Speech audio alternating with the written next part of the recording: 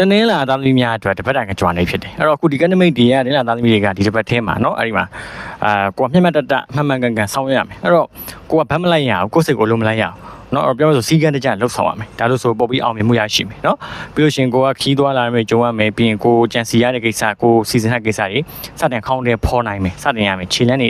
စတင်ရမယ်ဆိုတဲ့ကာလဖြစ်တယ်အဲ့တော့ကိုလာပြီးတော့ဟိုအနောက်ချက်တွေတော့ရှိเนาะကိုလာပြီးဆွဲဆောင်ပါเนาะအထားပါတော့တကယ်ချင်းပေါင်းတဲ့နေရအားတို့ပတ်စံနေကုန်အောင်เนาะအားတို့ shopping ထွက်ရအောင်တို့တွားတောက်အောင်เนาะတောက်စားသွားရအောင်ဒါမျိုးတွေလာပြီးပြူဆွဲမှာအဲ့ကွညင်းနိုင်မှရမှာเนาะအဲ့တော့ကိုရဲ့ရွယ်ချက်ရီမှန်းချက်နောက်တော့လိုက်နေရဆိုလို့ရှိရင်အဲ့လိုရေးမပါတဲ့အရာကိုအရှာမပေးနဲ့ပေါ့เนาะအဲ့လိုပြောလို့ရအဲ့တော့ကိုအတွက်ကိုပို့ပါဖြစ်နေတာလေအဲ့ဒါကိုလုံးဝတွားညင်းနေတာညင်းเนาะမမှန်ကန်မဲ့လို့ကိုတွားမဲ့လမ်းကြောင်းကိုပဲပြပြသားလို့မလိုတဲ့အရာကိုဖျက်တောက်ပလိုက်ရမယ်เนาะအဲ့တော့ကိုတီးတန်လေးကိုအတွက်ကိုချိန်တခြားယူလောက်ပါเนาะဒီလိုဆိုပို့ပြီးတော့စင်ပြေအောင်မြင်ပါလိမ့်မယ်အဲ့တော့ comment မှာเนาะငါ